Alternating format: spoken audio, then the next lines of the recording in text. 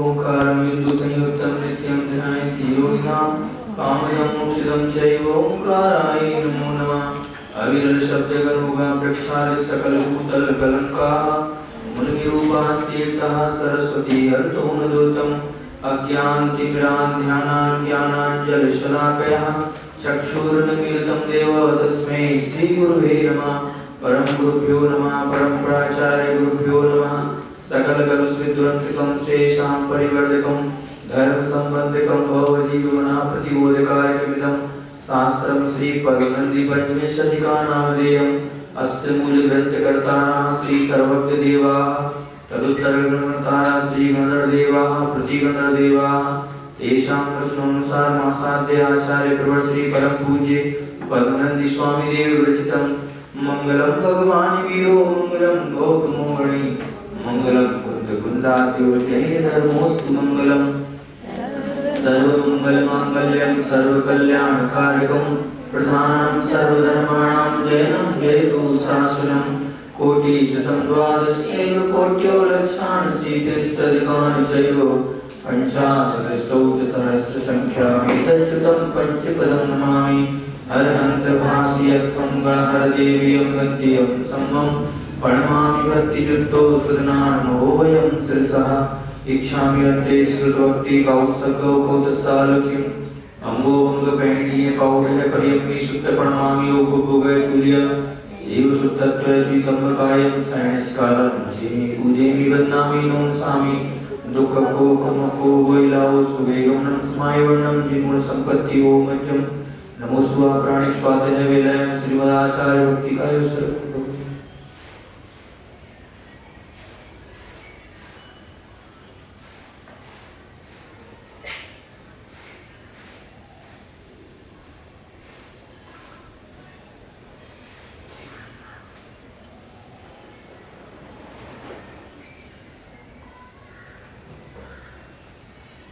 सुजलदिपार्घ्येभ्यः स्वपर्णविभावना पर्वतेभ्यः सुचरितपोनिधिभ्यो नमो गुरुभ्यो गुरुभ्यः छत्तीसगुणसमग्रे पञ्चविधाचार्यकरणसन्दर्शे शिष्यानुग्रह कुशले नमामि सदा वन्दे गुरुभक्तिसंयमेनादरन्त संसारसागरं घोरं छिन्दन्ति अट्टकमं जन्मं मरणं न पावयन्ति हे नित्यं व्रतवन्तो निर्दाध्यानग्नो उत्तराकुला षट्कर्मामृतास्तपो नन्दना साधु प्रिया साधव शीलप्रावरणा गुणपर्णाश्चन्दार्विके योगिकाः मोक्षद्वारकपाटपाटनिवटाः प्रीणन्तु मां साधवा गुरुवा पात्रो नित्यं ज्ञानदर्शननायकाः चारित्राणो गम्भीरा मोक्षमार्गोपदेशकाः इच्छामि वन्दे आयुर्वृत्ति कौसको बोधसालुचिं समणान् समदर्शन समचरित्राणं पञ्चव्याचारणम्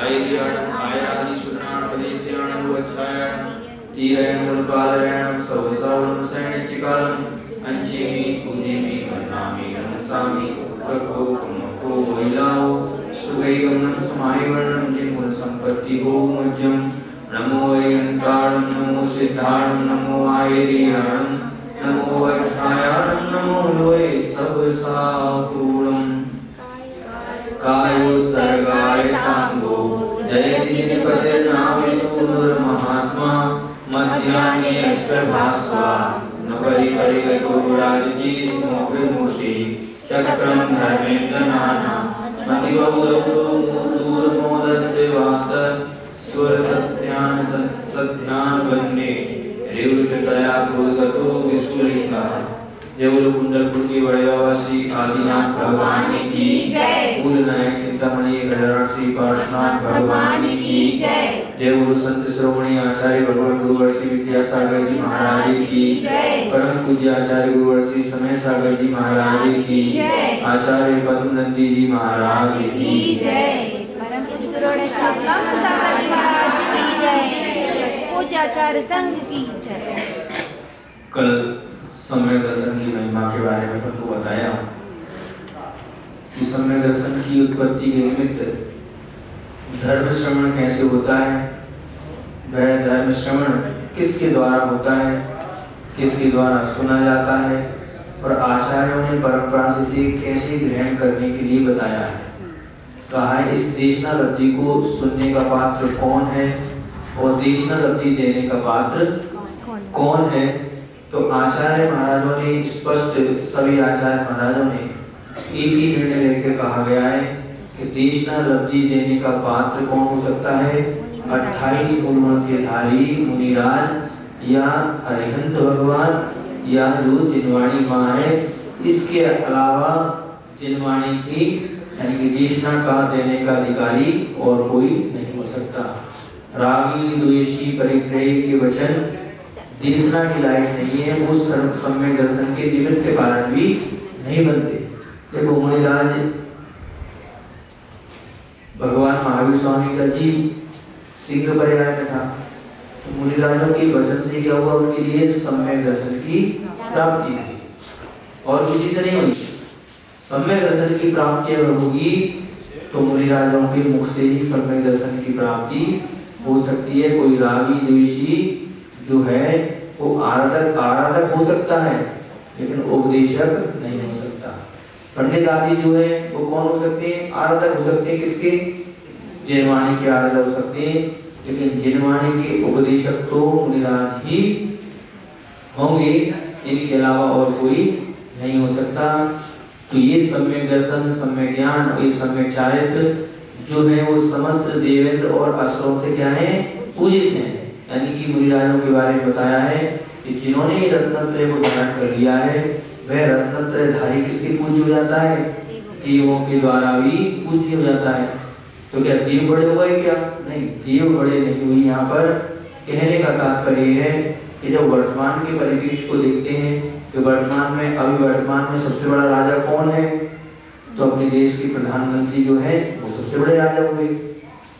तो उस अपेक्षा से अगर कोई बड़ा व्यक्ति आकर अगर किसी को नमस्कार करता है, बताओ मोदी को क्या आवश्यकता है किसी पर जाने आने की, लेकिन फिर भी अगर करते हैं उसका मतलब क्या है कि इनमें कोई ना कोई शक्ति या कोई ना कोई दम होगी। सौदामित्र के पास में तीनों लोगों को पलटने की इतनी बड़ी क्षमता रहती है, लेकिन उसके बावजूद भी क्या है, वो भगवान के पास में आकर क्या करते हैं, वो नमस्कार करते हैं। जब तीर्थंकर बालक स्वरूप रहते हैं और सौदामित्र उनके लिए पांडु शिला पर क्या करता है, अभिषेक के लिए ले जाते हैं, तो वो विचार करते हैं मन में कि देखो इतना छोटा सा बालक,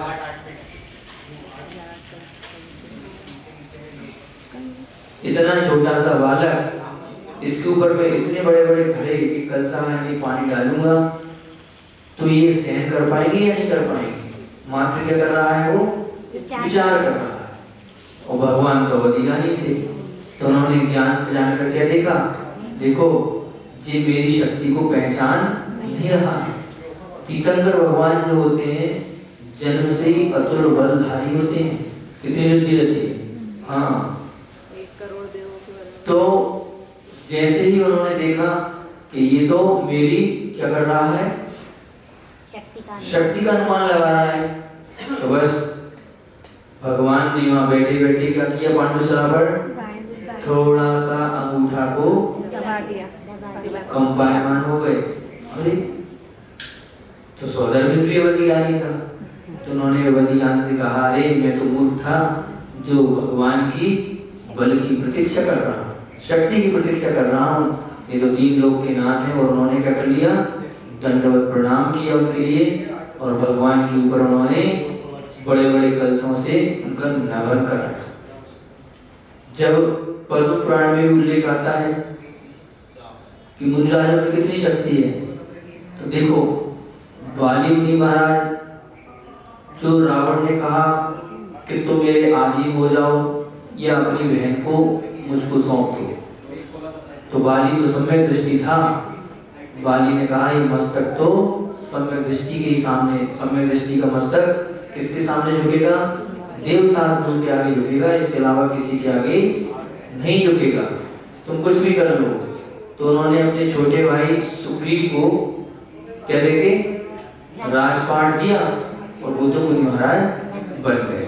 अब जब मुनि महाराज बन गए तो वही कहां पर,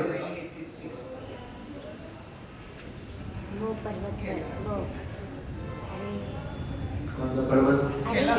कैलाश पर्वत कैलाश पर्वत पर वो क्या कर रहे थे? मुनिराज ध्यान में बैठे थे, ऋद्धिधारी मुनिराज थे। जब रावण का विमान वहां से निकला तो रावण का विमान निकला तो उसने कहा मेरे विमान को किसने रोका? ऐसी दुनिया में किसकी शक्ति है जो मेरे विमान को रोक सकता है? तो आगे बैठे हुए उनके, जिसको पायलट बोलते हैं, सारथी, अभी पर लोग पायलट बोलते हैं। तो उसने कहा कि ऐसा लगता है कि इस पर्वत पर कोई मुनिराज बैठे हुए हैं। तो रावण तो मुनि भक्त था ही, अरे मुनि चलो वंदना कर लेते हैं।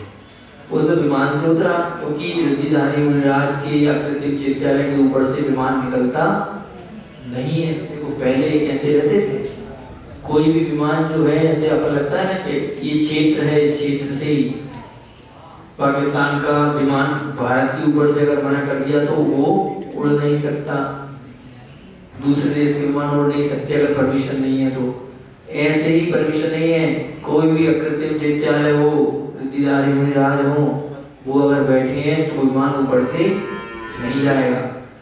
रावण ने देखा, अरे दर्शन करने के लिए पहुंचा, और जब पास में जाकर देखता है, अरे ये तो वही धूर्त है जिसने मेरी आज्ञा नहीं मानी, मेरे आदि नहीं हुआ, और यहाँ पर मुनि बन के मुनि भेष धारण करके झूठा नाटक कर रहा है। देखो क्या बोल दिया, था तो मुनि भक्त वो रावण, लेकिन उस समय उसकी कषाय कैसी जागृत हुई? जब व्यक्ति की कषाय जागृत होती है तो उसको सही और गलत का ज्ञान नहीं होता। अरे उसको एक चिंतन करना चाहिए थी कि मेरी तो लड़ाई कब थी, पहले थी, अब तो ये मुनि बन गए हैं, अब तो ये क्या हुआ है, जगत पूज्य हो गए, अब मुझसे इनका कोई बैर नहीं है। वो जो व्यक्ति बैर, अगर मुनि बनने के बाद भी अगर किसी से बैर रखता है तो देखो मुनि का तो कुछ भी हो, लेकिन नियम से अपन तो नरक और निगोद तो जाएंगे जाएंगे, क्योंकि क्षण क्षण परिणामों की मंदता और तीव्रता बनी रहती है। कब कौन जीव किस पर्याय में कैसी अवस्था में अपनी आत्मा का कल्याण कर ले, लेकिन अपन लोग अभी भी उस व्यक्ति को क्या समझते हैं? दुश्मन समझते हैं। लेकिन लगना क्या चाहिए, वो दुश्मन नहीं है, परिवर्तन आ सकता है। अब तो जगत पूज्य हो गए, लेकिन रावण के अंदर अहंकार था। उसने कहा नहीं, आज मैं इनको मजा चखाता हूँ। और कहाँ पर चला गया वो? कैलाश पर्वत की जड़ में। रावण के पास भी शक्ति थी, त्रिखंड का अधिपति था, और जैसे ही उठाने का प्रयास किया तो वहां पर कैलाश पर्वत क्या हो गया? कंपायमान हो गया। अब कंपायमान हुआ, मुनिराज ने देखा ये कौन है? अरे मुनिराज समझ गए, लेकिन उन्होंने अपनी रक्षा करने के लिए उन्होंने कहा ठीक है मेरा कर्म का उदय है, लेकिन बाद में कहा अरे मैं अपनी रक्षा नहीं कर रहा हूँ। इस कैलाश पर्वत पर आश्रित इतने चैत्यालय हैं, इतने जिन्बिंब हैं और इतने जीव हैं। अगर आज मैंने अपना उपयोग नहीं किया बल का, तो सारे के सारे जीव और सारे के सारे चैत्यालय क्या हो जाएंगे? मेरे कारण से धराशायी हो जाएंगे। बस बाली मुनिराज ने क्या किया? बैठे बैठे अंगूठा दबा दिया, और जैसे ही अंगूठा दबाया तो रावण उस जड़ के नीचे यानी कि कैलाश पर्वत के नीचे दब गया। और जब कैलाश पर्वत के नीचे दबा तो रावण रोने लगा, और रोने से क्या हुआ? रावती थी रावण, जो रोता है उसको क्या बोलते हैं? रावण बोलते हैं। उस समय से उसका नाम रावण पड़ गया। मूल नाम तो उसका क्या था? दशानन। उसकी माँ ने जो पहना था ना, क्या बोलते? आहार। जन्म होने के बाद उसके 10 मुख दिखे, क्या नाम रखना है? दशानन रख दो। रावण का नाम रखा रोने से। तो आप लोग भी बोलते हैं ना, अपने बच्चे जब ज्यादा रोने लगता है रावण कह हैं? रावण, रावती थी रावण, जो रोता है उसको क्या बोलते हैं? रावण बोलते हैं। इसलिए हमारे लिए सोचना चाहिए कि साधुओं की कभी भी परीक्षा नहीं लेना चाहिए। ये तो मुक्ति का मार्ग है और तीनों लोगों को प्रकाशित करने वाले हैं। अब इसमें मुनिराज के बारे में बता दिया। तो इन मुनिराजों की शक्ति, इन मुनिराजों की शरीर की स्थिति उत्कृष्ट भक्ति से दिए गए सदग्रस्त के अन्न से ही होती है। ध्यान रखना, मुनिराज कितनी भी तपस्या कर लें, मुनिराज कितनी भी साधना कर लें, मुनिराज कितनी भी उपवास कर लें, किसकी शक्ति रहती है? तुम्हारे अन्न से रहती है। तुम्हारा अन्न शरीर में जाता है तब मुनि महाराज क्या करते हैं? सामायिक अच्छे से उपाती है, प्रतिक्रमण अच्छे से उपाता है, ध्यान अच्छे से उपाता है, उपवास आदि भी अच्छे से उपाते हैं। किसके कारण से? तुम्हारे अन्न के कारण से। तुम्हारा अन्न कितना अतिशयकारी है एक मुनिराज के लिए कि एक मुनिराज ने अगर किसी के लिए उपदेश दिया, देखना, किसी मुनिराज ने उपदेश दिया और उपदेश देने के बाद अगर किसी जीव का कल्याण हो गया तो उसका छठा हिस्सा किसको लगना है? मुनिराज को नहीं, तुम्हें लगना है। तुमको लगना है अच्छे से। किसको लगना है? तुमको लगना है। क्यों? क्योंकि तुम्हारे अन्न की इतनी विशुद्धि थी कि उस अन्न की विशुद्धि के कारण से हमारे मुख से ऐसे वचन बोले कि वो वचन किसी के कल्याण के कारण बन गए। बहुत बड़ी बात है। इसलिए कभी भी अगर आहार दान दें पर बहुत भक्ति भाव से देना, इतनी विशुद्धि के साथ में देना कि भगवान ये मुनिराज के आहार अंतिम आहार है। नहीं समझ में आई? महाराज बस इनकी अंतिम आहार हो जाए, इनको केवल ज्ञान की प्राप्ति हो जाए और इनको मोक्ष की प्राप्ति हो जाए, तुम्हारे आहार में वो शक्ति होना चाहिए। गजब तीर्थंकर भगवान ने जिनके द्वारा अंतिम आहार किया होगा, और अंतिम आहार करने के बाद कैसी विशुद्धि बड़ी होगी, कल्पना करो कैसी विशुद्धि बड़ी होगी कि उनको केवल ज्ञान और मोक्ष हो गया। तब कहा जाता था धन धन दाता और धन्य पात्र। वो दाता धन्य है तब धर्म दान तीर्थ की प्रवर्तक की उपाधि मिल जाती थी। ऐसे ही नहीं है, ध्यान रखो। श्रावकों की महिमा इतनी बतलाई है। श्रावक अगर विशुद्धि के साथ में मुनिराजों के लिए एकदम एक ग्रास में आटा पीसते समय माताएं पहले गाती थी मेरी भावना, वैराग्य भावना है, भवन में जीव घूम चुका, गाती रहती थी मन में स्मरण में। उच्चारण करेगी तुम्हारा थूक उछड़ सकता है, धीरे धीरे गाती रहती थी। और घर में बुलगो होती थी ना पहले, याद है आप लोगों की? घर में बुलगो भजनों की बुलगो। तो भजनों के बुलगो होने से क्या होता था कि भजन गाए जाते थे। बेटी का ब्याह है और बेटी के ब्याह में काम तो बहुत रहते हैं, रहते ही नहीं रहते। तो मोहल्ले के घर पड़ोसी रिश्तेदारों को बुलाने के बाद बुलावे का है, कहने के लिए बुला हुआ है, वो करवाना क्या है? काम करवाना है, पापड़ बनवाने, बरी बनवाने, लड्डू बनवाना है, ठीक है ना, आटा गेहूं पिसवाना है। तो महिलाएं सब अपना अपना काम करती थी और भजन गाती रहती थी, गाती थी गाती थी। तो वो भजन जो रहता था उस कन्या के लिए मंगलकारी हुआ करता था। उसके घर में वो समृद्धि देने वाला होता था, जिस पर घर में वो जाएगी उसमें समृद्धि देने वाला होता था। लेकिन वर्तमान में अभी सब परंपराएं खत्म हो चुकी हैं और वर्तमान में परंपराएं बची ही नहीं है। अब तुम लोग तो क्या करते हो, कान में ईयरफोन लगाए और रोटी बनाते बनाते एक पैर उचकता रहा तुम्हारे लिए, भगवान जाने कौन सा डिस्को चल रहा है। तो जैसे ही बच्चा भोजन करेगा वो भी डिस्को करता रहेगा। हाँ, उसमें क्या है? नहीं, अभी भी तुम लोगों को परंपराएं बनाना चाहिए। देखो, मॉडर्न का मतलब ये नहीं है, मॉडर्न का मतलब ये नहीं है कि भिखारी की तरह रहे, लेकिन मॉडर्न रहना है संस्कारों को संस्कृति के साथ में। जब घरों में वातावरण होता है, आप लोग घर में कोई लड़ाई झगड़े कर रहे हैं, अपना नियम है भक्तामर पढ़ने का, चलते तू तेरा काम करते रहे, हम तो भक्तामर। रोटी बनाते बनाते तुम रोटी बनाते रहोगे, आटा गूंथते रहोगे, तो तुम्हारे परिणाम अगर उसमें धर्म के हैं तो वो अन्न जो क्या है मुनिराज के लिए केवल ज्ञान में सहयोगी है। वही अन्न केवल ज्ञान में सहयोगी है। कितनी विशुद्धि रहती है जो मुनिराज इतने बड़े बड़े तप कर लेते हैं, मासों मास उपवास कर लेते हैं, मात्र एक दिन के आहार में तुम्हारी आहार की कितनी विशुद्धि होगी जो मुनिराज के लिए कितना बड़ा कारण बन रही है। तुमको तो खुशी मनाना चाहिए जिस दिन मुनि महाराज उपवास करें। हाँ भैया, देखो हमारे अन्न में कितनी शक्ति थी कि मेरे अन्न से आज मुनिराज की 48 घंटे व्यवस्थित तरीके से निकल गए। ऐसी विशुद्धि के साथ में आहार बनाना चाहिए। घर परिवार के लोगों के लिए भी इतनी विशुद्धि के साथ में भोजन कराओ। कि उनके परिणाम हमेशा कैसे रहे, अच्छे रहे। भोजन के समय कभी कोई क्लेश परिणाम नहीं रखना। भोजन के समय कभी क्रोध के परिणाम मत रखना। क्रोध आ रहा है लेकिन कोई बात नहीं, अपने घर के मुखिया को तो हम बिल्कुल प्रेम के साथ भोजन कराएंगे। भोजन के समय में उसको इधर उधर की बातें नहीं सुनाएंगे। लेकिन तुम सोचते हो महाराज जी वही समय मिलता है इनके लिए भोजन का, 10-15 मिनट में जितनी सुना दी फिर तो वो भाग जाएगा हमारे हाथ से मिलने वाला नहीं। भोजन के समय तुम पत्नी मत हो जाना, भोजन के समय तो माँ हो जाना। देखो माँ हो जाना, माँ कभी भी अपने बच्चे को विकल्प नहीं देती। ध्यान रखना, जो माँ होगी, माँ जो रहती है स्वार्थ नहीं रहता माँ को बच्चे को भोजन कराने में। एक पिता ने बच्चे को आवाज लगाई,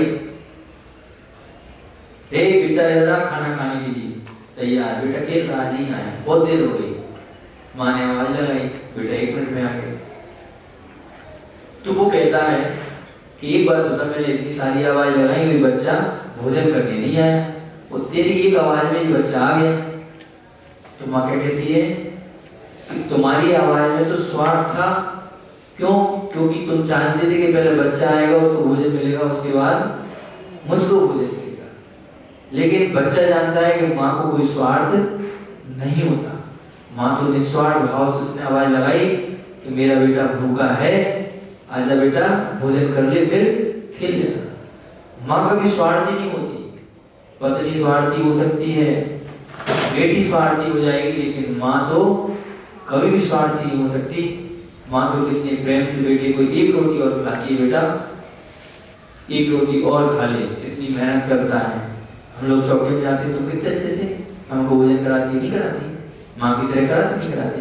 महाराज जी ये को ले लो ना, महाराज जी ये को ले लो ना। महाराज जी ने कटोरदान खाली कर दी, रावड़ी खत्म कर दी, फिर भी क्या करें महाराज जी का खिलाओ ही नहीं तुमने। कितनी मतलब ये तो भक्ति है। इतने प्रेम के साथ में तुम अगर थोड़ी सी हम आंख ना दिल दिखाएं तो तुम तो अंजलि खोल के दर्द हो। इसलिए कभी कभी थोड़ी सी आंख दिखा देते, मन से नहीं दिखाते, ऊपरी दिखाते हैं, अंदर से तो भाव आते हैं। देखो हमारा श्रावक कितना है, वो कहता है कि मुनराज कितना भी ले लें, लेकिन लगता क्या है मुनराज ने कुछ लिया नहीं है। ये हमारी भक्ति है, ये हमारे जैन संस्कार है और हमारी भारतीय संस्कृति है कि हमारे यहाँ जो पर अतिथि आया है, अतिथि का स्वागत ऐसे किया जाता है। हम भले ही सूखी रोटी खा लेंगे, लेकिन हमारे अतिथि को तो हम क्या करेंगे, अच्छा भोजन कराएंगे। करते नहीं करते? ईमानदारी से बताना कि कभी तुम लोग घर में प्रतिदिन मीठा नहीं बनाते होंगे, कभी ड्राई फ्रूट्स नहीं लाते होंगे, कभी इतने सारे फल लेके नहीं आते होंगे, लेकिन अगर तुम्हारे यहाँ पर कोई मेहमान आ जाए तो तुम क्या करते हो? जब हम लोग घर में थे ना, छोटे छोटे थे, ऐसी कोई परिस्थिति थी नहीं, तो जब भी कोई मेहमान आता था, जब मेहमान आ ही चुके हैं, वो मालूम है नाश्ता करने वाले हैं, भोजन करने वाले हैं, समय पे आए, तो पीछे के रास्ते से 10 रुपये 20 रुपये देके मीठा ले आना, नमकीन ले आना। अपने लिए नहीं खाएंगे, लेकिन हमारा जो मेहमान आया है उसके लिए क्या करेंगे, उसको तो हम जरूर खिलाएंगे। ये हमारी संस्कृति है। हम तो सूखा खाएंगे, अरे नॉन और मिर्ची से भी रोटी खा लेंगे। कभी कभी तो मौका ऐसा रहता है, टाइम नहीं है, सब्जी नहीं बनी, तो क्या करेंगे अपन, सेव में पानी डाला और जीरा डाला और सेव मिलता है ना, हाँ भूल गए थे, जीरा में थोड़ी ना है, सेव भी फेमस है। शाम को घर में जैनों घर में सेव रहते हैं, 5 रुपया की सेव की पुड़ी डालो, पानी डालो, जीरा मत डालो, सब्जी तैयार करते हैं। ये तो बढ़िया बात। ये स्थिति अपनी कैसी अपनी है ये, लेकिन हमारा मेहमान आएगा तो मेहमान के लिए कैसे देंगे? नहीं, मेहमान को तो अच्छे से फटा कपड़ा है मेरा चद्दर, मेहमान आएगा तो बाजू वाले से ले आएंगे थोड़ी देर के लिए, लेकिन माँ क्या करेंगे, उसको हम क्या अमीरी दिखाते हैं? अमीरी से मतलब दिखा नहीं रहे, नहीं, हमारा अतिथि के लिए हमारे घर में दरिद्रता ना देखे, बस दरिद्र ना देखे। जब भी भगवान के पास में और भगवान को भी दरिद्रता नहीं देखना चाहिए कि मेरा भक्त बहुत गरीब है। नहीं, भगवान मैं तो आपके पास में क्या गरीब नहीं हूँ, आपके आसपास सब कुछ है मेरे पास। परसों प्रवचन बताया ना, मैंने प्रवचन में तो लोग आते नहीं होंगे, परसों प्रवचन कितनी बड़ी बात है, जब हमारा टर्न था अब कल आएगा। भगवान के पास में अगर भगवान तुमसे पूछे बेटा तेरे लिए क्या दुख है, कोई दुख है क्या? नहीं महाराज, नहीं भगवान, आपके रहते हुए दुख थोड़ी ना मेरे लिए, आपके आशीर्वाद से सब कुछ है मेरे पास, और तुम्हारे पास में कुछ भी नहीं है, 5 दिन से भोजन नहीं किया। लेकिन भगवान से क्या बोल रहा है? सही बताना, अगर हम तुमसे पूछें कि हमारे पास वो शक्ति आ चुकी है कि सबकी मनोकामनाएं इच्छाएं पूर्ण करेंगे, तुम बताओ क्या क्या मांगोगे? सब अपनी अपनी मांगोगे। महाराज जी बेटे की शादी नहीं हो रही, आशीर्वाद दे दो, बेटी की शादी नहीं, तो बात नहीं करो ज्यादा, मान लो मैं कहाँ मांगोगे? केवल की बात है, सब महाराज सामने बीमार हो जाओ तो भगवान बीमार तबीयत ठीक कर दो, बच्चों की शादी हो जाए, बच्चे की नौकरी लग रही, बच्चे अच्छी पढ़ाई कर रही, फिर भी एग्जाम नहीं हो पा रहे हैं। ये संसार की चीजें हैं, भगवान से मांगते हैं नियम से, पक्की बात। लेकिन भगवान अगर कहें तुमसे कि नहीं भगवान आपके आशीर्वाद से, महाराज कुछ कह दे नहीं महाराज आपके आशीर्वाद से सब कुछ है मेरे पास में, कुछ भी नहीं है, तो जब भगवान को यमराज को ज्ञात होगा कि देखो ये मुझको परेशान नहीं करना चाहता, इसके पास में कुछ भी नहीं है, खाने के लिए कौड़ी भी नहीं है, लेकिन ये जानता है कि गुरु महाराज मुझसे इतना राग करते हैं, अगर मैंने गुरु महाराज से अपनी दुख बता दिए तो मुनिराज की सामाई बिगड़ जाएगी, और उनकी सामाई बिगड़ गई, हो सकता है उसी सामाई को उनको केवल ज्ञान और मोक्ष की प्राप्ति हो जाती। मेरे दुख बताने से उनकी सामाई बिगड़ गई और केवल ज्ञान रुक गया। ये कौन बोल रहा है? सच्चा भक्त बोल रहा है। और जब मुनिराज को अगर मालूम पड़ेगी देखो मेरी सामाई न बिगड़ जाए, मेरी सामाई न बिगड़ जाए, इसलिए सारे के सारे दुख को भी सहन करते हुए मेरे सामने प्रसन्न होकर आता है, बस उस समय तुम्हारे लिए जो हृदय से आशीर्वाद मिलेगा वो आशीर्वाद तुम्हारे लिए सुख शांति और समृद्धि में कार्यकारी होगा। यूं हाथ उठाने से कुछ नहीं होगा, अंतरंग से अगर मुनिराज का आशीर्वाद तुम्हारे लिए उठ जाए, अंतरंग से। कई बार बोलते हैं महाराज जी आशीर्वाद तो दे दो, आशीर्वाद तो दे दो। अरे तुम आशीर्वाद देख रहे हो, तुम मौसम कर रहे हो, आदमी देखता है कैसे, मतलब महाराज जी हाथ तो नहीं उठो, नहीं तुम तो अपना काम करो, तुम्हारे नमोस्तु में इतना शक्ति होना चाहिए, इतना चमत्कार होना चाहिए तुम्हारे नमोस्तु में कि महाराज नहीं भी दिख रहे हो तो क्या कर ले, हाथ उठ जाए, इतनी शक्ति आना चाहिए। लेकिन हम लोग क्या करते हैं, आशीर्वाद नहीं दिया चलो एक को दे दिया, एक को नहीं दिया चलो महाराज जी पर छुट्टी करते हैं, और महाराज जी ब्लेम लगा, इसके बाद महाराज जी बात जानेंगे, ये पक्षपात करते हैं, एक से तो बात परीक्षण करा दिया, एक से बात परीक्षण नहीं कराया, एक से राखी बनवा ली, एक से राखी नहीं बनवाई, बस भक्ति क्या हुई हमारी, तुम्हारी भक्ति क्या हुई, खत्म हो गई। तुम्हारी भक्ति क्या है, मात्र वो धागे में भक्ति समझ रहे हो तुम, कि महाराज जी चार अच्छी बातें लच्छेदार कर ली उसे भक्ति समझ रहे हैं क्या तुम, किस भक्ति समझ रहे हैं?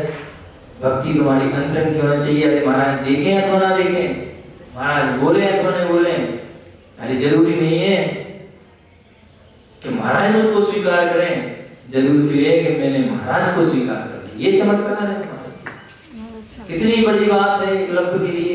एकलव्य के लिए स्वीकार नहीं किया किसने, द्रोणाचार्य ने, लेकिन एकलव्य ने तो द्रोणाचार्य को स्वीकार किया। अरे महाराज भगवान आप स्वीकार करो, गुरुदेव चाहे नहीं करो ये महत्वपूर्ण नहीं है, मैंने आपको अपना गुरु बना लिया है, बस मेरा कल्याण किससे होगा, कल्याण किससे होने वाला है? गुरु तुम्हारे लिए शिष्य स्वीकार कर ले तब कल्याण होने वाला है, या शिष्य गुरु को स्वीकार कर ले? बताओ। भगवान तुम्हारे लिए कहते हैं कि ये मेरा परम भक्त है, तुम्हारे कलेजे में शांति मिल जाती है, आई एम परम भक्त। हम थोड़े चिढ़ावट देते हैं, कुछ लोग आते हैं ना हमारे पास, ये हम परम भक्त है, तो खून खोल जाएगा आपको, 4 लोग वही तरफ देख देते हैं, अरे तुम्हें कहो महाराज जी परम भक्त, क्या हो गया, खून खोल गया। अरे भैया ये तो मात्र बातें हैं और कुछ नहीं है। ये जरूरी नहीं है कि गुरु महाराज ने तुम्हारे लिए स्वीकार कर लिया, मैं तुम कल्याण किससे होने वाला है, गुरु से, गुरु की वाणी से, वाणी से, गुरु से नहीं हुआ, ध्यान रखना। एक दिन बताया था, गुरु सो आल्सो माय स्ट्रॉन्ग, गुरु जो रहेगा तुम्हारे लिए मील का पत्थर रहेगा, जो मात्र तुम्हारे लिए रास्ता दिखाएगा, रास्ते पर चलेगा नहीं। बस गुरु तुम्हारे लिए वही है जो तुम्हारे लिए मार्गदर्शक रहेगा, फैमिली डॉक्टर की तरह रहेगा, बस वो ही रहेगा। इसके अलावा तुम्हारे लिए कुछ नहीं। कुछ भी करो तुम तो ये कहना नहीं मैंने आपको स्वीकार किया है। किसने स्वीकार किया है? तुम करो चाहे नहीं करो। बोलते ना ये मेरी अर्जी है, मैं वो बन जाऊं जो तेरी मर्जी है। मैंने तो अर्जी लगा दी भगवान, अब मर्जी तुम्हारी है। तुम जानो तुम्हारा काम जाने। अरे मुझको चाहे तो मसल कर फेंक दो।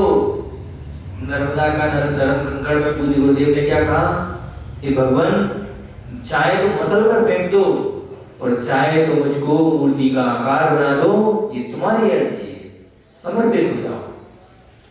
भक्त भगवान के सामने ऐसा समर्पित हो जाता है, ऐसा समर्पित हो जाता है, कहता नहीं भगवान मेरी कोई डिमांड नहीं, मेरी कोई चाह नहीं, मेरी कोई आरज़ू नहीं, मेरी कोई तमन्ना नहीं, बस मेरी यही है कि मैं ये नर्मदा का नरम कंकर आपके चरणों में समर्पित हो चुका है।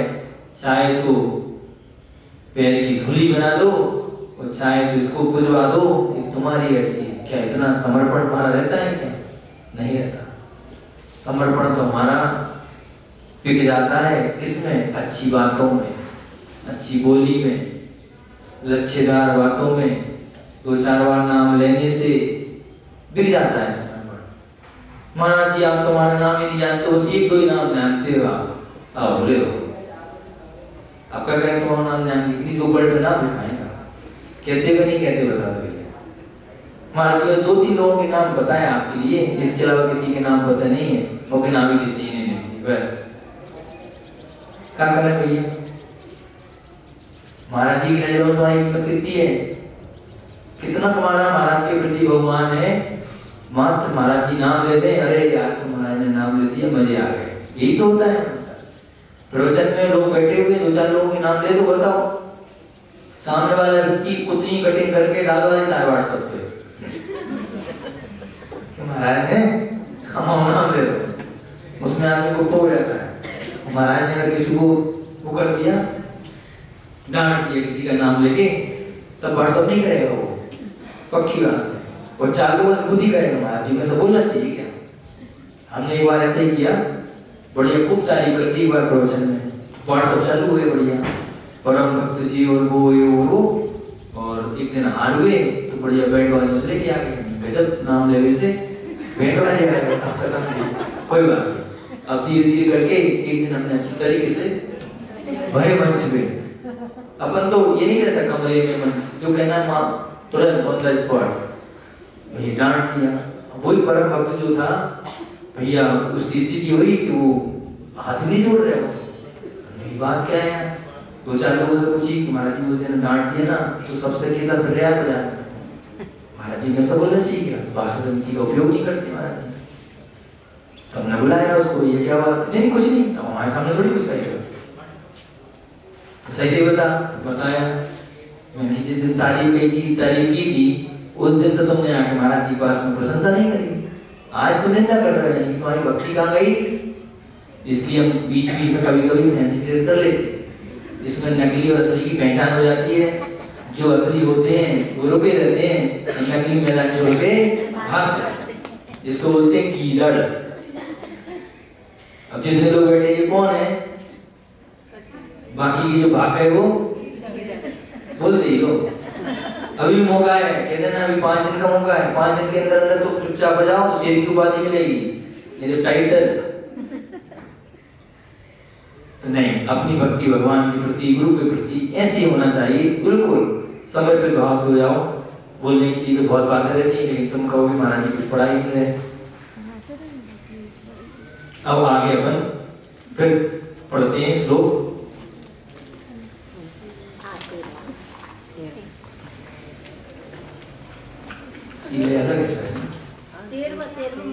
तेरवा नहीं, हाँ 13 तो आरभ्यन्ते जिनेन्द्रः गुरुसुचा विनितिर्धार्मिके प्रीतिरुच्चैः आरभ्यन्ते जिनेन्द्राः आरभ्यते जिनेन्द्राः गुरुसुचविनतिर् धार्मिकै प्रीतिरुच्चै धार्मिकै प्रीतिरुच्चै पात्रेभ्यो दान मापन्निहत जनिकटे तच्च कारुण्यबुद्ध्या पात्रेभ्यो दानमा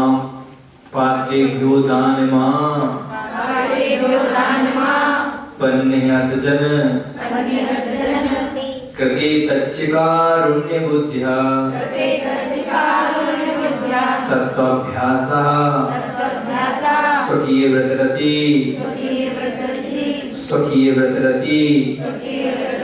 रमलं दर्शनं तच्च पूज्यं तत्त्वाभ्यासः स्वकीयव्रतरति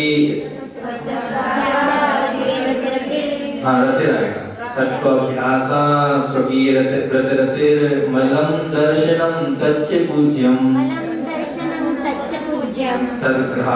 तद्ग्राह्यस्थ्यं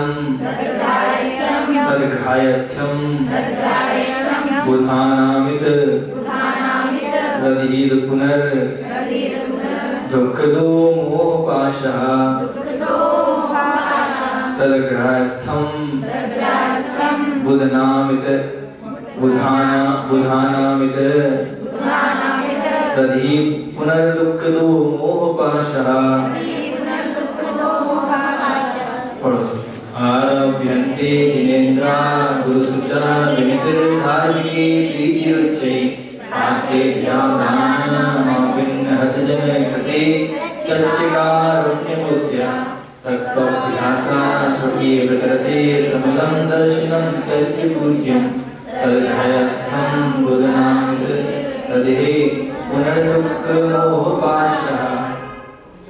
इसमें आचार्य महाराज कहते हैं इलोके संसारे तद्गृहस्थं बुधानां बुधै पूज्यं यत्र ग्रहस्थे जेन्दा आराध्यन्ते च पुनः गुरुसु विनति क्रियते धार्मिकै पुरुषै उच्चै अतिशयेन प्रीति क्रियते यत्र गृहपदे पात्रेभ्यो दानं दीयते च पुनः तद्दानं आपन्नहितजनकृते आपत्पीडित मनुष्य कारण विद्या दीयते यत्र गृहपदे तत्त्वाभ्यासः क्रियते यत्र गृहपदे स्वकीयव्रतरति स्वकीयव्रते अनुरागः क्रियते यत्र गृहपदे अम्लं दर्शनं भवति तद् गृहपदं बुधैः पूज्यं पुनः इतरत्र द्वितीयं क्रियादानरहितं गृहपदं दुःखदा मोहपाशः। कहते हैं जिस गृहस्थ अवस्था में जिनेंद्रों की आराधना की जाती है निर्गंत गुरुओं के विषय में विनय युक्त व्यवहार किया जाता है। इसमें बोल रहे हैं पहले तो गृहस्थ की बता दी गृहस्थ कैसा है, मुनियों के बारे में बता दिया कि गृहस्थ मुनियों के बिना गृहस्थ नहीं रह सकता और गृहस्थ के बिना मुनि भी नहीं रह सकते। अब यहाँ पर बोल रहे हैं जिस गृहस्थ अवस्था में जिनेंद्रों की आराधना की जाती है किसमें आप लोगों की, आप लोग कौन है आचार्य महाराज के बोल रहे हैं आराधना अर्चना करना पूजन करना किसके लिए गृहस्थों के लिए जिनेंद्र भगवान की। निर्गंत गुरुओं के विषय में विनय युक्त व्यवहार किया जाता है। जो हमारे मुनि महाराज है उनके प्रति कैसा व्यवहार रखना है हमारे लिए विनय का व्यवहार कैसा रखना है विनय का मतलब कैसा, अब देखना कैसा विनय का मतलब क्या होगा, उनसे कैसे बोलना है, उनसे कैसे बातचीत करना है, मर्यादित रहना है, अपशब्दों का उपयोग नहीं करना है, ऐसी बातों का उपयोग भी नहीं करना है जिससे मुनि महाराजों की विनय में कमी हो जाए। दूसरी बात कभी कभार ये रहता है कि भावुकता में या कोई बहुत ज़्यादा परिचित हो जाता है तो बैठे रहते हैं तो कभी बोल देते हैं, उसका भी ध्यान रखना है कि देखो कभी कोई व्यक्ति ऐसा व्यक्ति अपने पास में आया है जो सपोज करो जैन नहीं है और आप तो रूटीन में आ गए और उसके सामने भी अपन ऐसी बात करेंगे और वो अपने पास में किस उद्देश्य से आया कि हम दिगंबर साधु के दर्शन करने जा रहे हैं और वहीं पर भी आकर हंसी मजाक उसने देखी तो बताओ अभी तक तो उसकी दिगंबर धर्म पर श्रद्धा थी, दिगंबर साधु पर श्रद्धा थी, लेकिन यहाँ पर आकर उसकी श्रद्धा क्या हुई पूरी की पूरी टूट गई, चकना शुरू। तो अपन को ये देखना है महाराज के व्यवहार को देख के अपन को बात करना। अब महाराज बैठे हैं और महाराज मौन भी बैठे हैं, पढ़ रहे हैं, और वहां पर जाके इधर उधर कि महाराज जी कैसे हो, महाराज जी हमारा नाम पता है, महाराज जी हाँ ठीक हुए, मतलब एक विनय ना होना और डायरेक्ट ऐसे बोलना। तो सामने वाला क्या बोलेगा, मैं तो इतनी भक्ति भाव से आया था, लेकिन ये लोग तो विनय नहीं करते अपने साधुओं की। तो उस समय पर को देखना है महाराज जी कैसे हैं। अभी कल हमारे पास में सज्जन आए, यहाँ के कोई महेश्वर जी थे, बहुत दिनों से हम तो नहीं जानते उनकी, बहुत दिनों से उन्होंने किन लोगों से कहा होगा कि हमको निष्पक्ष सागर की महाराज जी के दर्शन करा दो। हम तो जानते नहीं, हम पहली बार आश्रम में आए, हम तो किसी को जानते नहीं, और कोई भी हमको भी नहीं जानता। तो एक से बोला होगा उसने, नहीं दूसरे से बोला होगा, तीसरे से बोला, फिर कल किसी से वो प्रगति वाले हैं ना, उनका वो छोटा बेटा बड़ा वो वकील नहीं जानते, वो नाम नहीं जानते, उससे कहा तो उसने तुरंत कहा चलो, तो वो हमारे पास लेके आ गए। अब जैसे परिचय कराया तो बहुत सारे लोग बैठे थे, गांव के लोग भी आए थे, वो बैठे थे, और भी लोग बैठे थे। तो हम पौन घंटे तक किताब को देखते रहे, पढ़ते रहे, हमने बात नहीं की। सामने वाला व्यक्ति इतना इम्प्रेस हुआ, इतना इम्प्रेस हुआ, और अगर हम पढ़े पढ़े बातें करते रहते तो क्या करता, श्रद्धा में आती नहीं आती। ध्यान रखना तुम लोग, कभी भी साधु साथ बिहार में भी चलो, पटर पटर नहीं करना। तो क्योंकि तुम लोग जो हो, तुम लोग स्त्री हो, हम लोग पुरुष हैं, ध्यान रखना, मर्यादा बना के रखना। कभी भी कमरे में ठीक है आप लोग बैठे हो, 10 लोग बैठे हैं, कैसी बात मजाक कर लो, कोई दिक्कत नहीं, मतलब समर्थन नहीं कर रहे हैं फिर भी। लेकिन जब कोई व्यक्ति बाहर से आते हैं तो वाकई में ऐसा लगना चाहिए बाहर वालों के लिए कि नहीं, ये साधु की विनय करने की नहीं। लोग क्या सोचेंगे, यार हम तो इतने उससे आए थे, और यहाँ तो कोई हंसी मजाक होती है, वही टोले होते रहते हैं, तो बताओ क्या लेके जाएगा वो। इससे चलो घर में रहता तो कम से कम उसकी श्रद्धा तो बनी रहती, और यहाँ पर आने के बाद क्या हुई, उसकी श्रद्धा टूट गई। बिल्कुल ये विनय है हमारे लिए इसकी, साधु की। अगर हमने हमारे माध्यम से किसी अजैन व्यक्ति के मन में, अगर या किसी जैन व्यक्ति के मन में भी अभिनय के भाव में हमारे माध्यम से, तो अपन ने कितना बड़ा अहित कर दिया, उसके कल्याण में रुकावट डाल दी। वही व्यक्ति हो सकता है आगे चल के मोक्ष मार्ग पे बढ़ता हो, धर्म की प्रभाव न करता, लेकिन थोड़ी सी अपनी गलती कारण से अपन ने क्या कर दिया। इसलिए कभी भी हम हमेशा कहते हैं, जब भी कभी बात करो, एक कमरे की आवाज दूसरे कमरे में नहीं जाना चाहिए। हाँ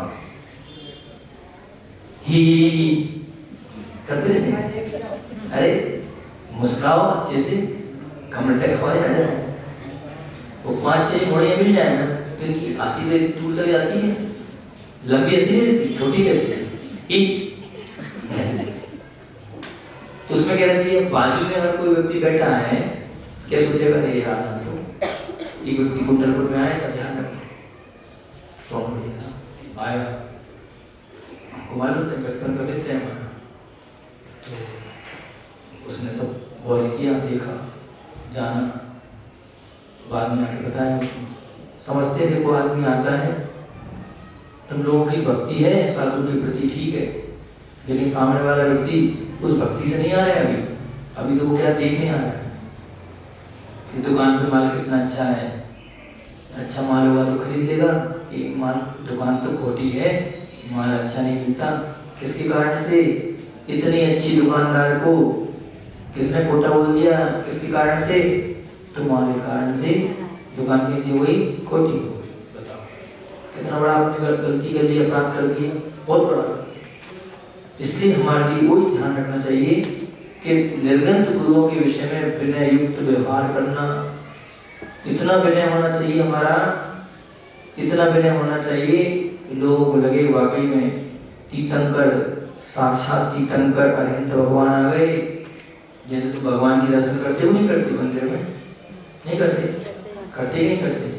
पंच परमेष्टि भगवान में भी क्या है, साधु परमेष्टि है। अरे तुम लोगों के लिए पूज्य गुरुदेव के आशीर्वाद से साधु संत मिलने लगे।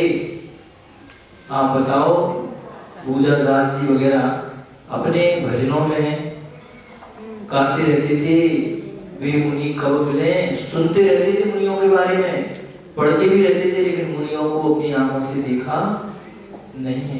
दुर्लभता से अगर कोई वस्तु मिलती है तो हम उसका कीमत समझते हैं। बताओ 12-15 वर्ष तक अगर किसी माँ को संतान ना हो और 12-15 वर्ष के बाद अचानक हो जाए, उसका खुशी का ठिकाना बहुत रहता है कि नहीं रहता? अगर आस्था वालों में 10-20 साल वाला कोई साधु आए तब समझ में आएगी साधु क्या बोलते हैं। अब हम आचार्य महाराज से ये बोलेंगे अब बहुत हो गया आस्था में, अब 2-5 साल थोड़ा स्टॉप कर देंगे, बोलना तो पड़ेगी। क्यों? तुम लोग थक चुके हो पढ़ते पढ़ते। जो व्यक्ति धर्म करते करते थक गया है, समझ लो उसका संसार भी बहुत बाकी है। क्यों? पाप करते करते नहीं थके। एक मजदूर होता है ना, एक मजदूर जब भी कोई त्योहार आता है, दीपावली, रक्षाबंधन, होली, तो वो एक दिन की कह के जाता है और 15 दिन के बाद आता है। कौन होता है वो व्यापारी। कैसा होता है व्यापारी? अगर उसका बस चले तो उसी दिन दुकान खोल ले, होता है कि नहीं होता? तो तुम लोग मजदूर हो, तुम लोग व्यापारी नहीं आस्था वाले। क्यों? अपने व्यापार के प्रति इसको कद्र नहीं है, अपने धर्म के प्रति इसकी भी कद्र नहीं है। जब तक उस मजदूर के पैसे खत्म नहीं हो जाएंगे, तुम्हारे काम करने नहीं आएगा, तुम कितनी मर जाना। कह के जाएगा सेठ जी 2 दिन बाद आ जाऊंगा पक्का, पैसे दे दो आप। जब तक वो पूरे पैसे उड़ा के नहीं जाएगा तब तक तुम्हारे पास में वो आएगा नहीं। लेकिन एक व्यापारी होता है, वो क्या करता है बताओ? त्योहार के दिन भी दुकान बंद नहीं करता, कोई भी ग्राहक कर सकता है। अरे कोई लोग तो 9 बजे 8 बजे दुकान बंद खोल लेते हैं, बोलते नहीं बोलते। क्यों? उस तुम व्यापार के प्रति वफादारी है। अभी तुम्हारे लिए चलो एक दिन की छुट्टी, महाराज जी 1 दिन कर दो, 1 दिन कर दो, बड़ी मुश्किल से मैं छुट्टी तो करी 1 दिन भी नहीं की, लेकिन उसके बावजूद भी 1-1, 2-2, 3-3 दिन कह के आदमी आ नहीं रहे। तो देखो बैग बोल ले गए, दूसरे लोगों को दे दें, बोल देना, समाचार कर देना कि जो लोग बैग लेके गए हैं ना, वो जिम्मानी लेके गए हैं, ध्यान रखना ऐसी ज्ञानावरणी कर्म का बंध होगा कि मंद बुद्धि पैदा होगी, पक्की बात। क्यों? उस ग्रंथ के माध्यम से दूसरे लोग भी अवलोकन करके स्वाध्याय करते। कितने सारे लोगों को मिले भी नहीं अभी, और तुम तो सेठानी घर जाके बैठ गई और रक्षाबंधन मनाई। सो कौन सा रक्षाबंधन? समाचार करो, अभी हम प्रेम की भाषा समझा रहे हैं। वो नहीं, तुम्हारे पास लिस्ट है, हम भेजेंगे, घर घर उठाएंगे। ज्ञानावरणी कर्म का बंध होगा, ध्यान रखना। हमने ये ग्रंथ लिया है और ये बैग लिया है किसके लिए? जिनवाणी माँ को रखने के लिए दिया था, बाई जीवन के बाजार में घूमने के लिए नहीं लिया। ध्यान रखना, हमने परसों मालूम पड़ी हमारे लिए। एक बाई जी क्लास में आती, वो बैग लटका के घूम रही है। 4 महिलाएं हमारे पास आई, महाराज जी बैग दे दो, उनकी हमारी दुकान है का, महाराज जी बैग दे दो, उनकी बैग क्यों दे दें? महाराज जी वो वहाँ देखी थी